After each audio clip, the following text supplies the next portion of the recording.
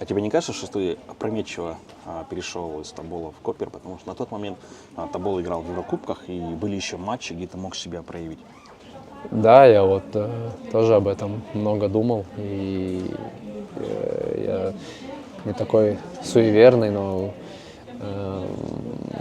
я об этом вот думал, то что, наверное, может быть, там футбольный бог меня как-то наказал за то, что я на тот момент так ушел из Тобола, можно сказать, так подставил команду, и мы очень хорошо на тот момент шли в Еврокубках, и у нас был шанс там выйти в группу.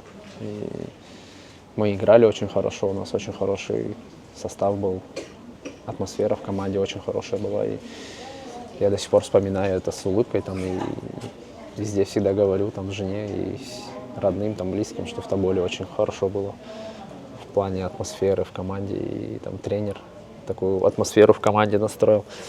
И я тоже, да, вот об этом думал, что, возможно, я как-то подставил клуб, подставил там руководство, парней подставил, и мне как-то футбольный бог там такой, как подзатыльник, такой ответку какую-то дал, что вот с этой ситуацией со Словенией.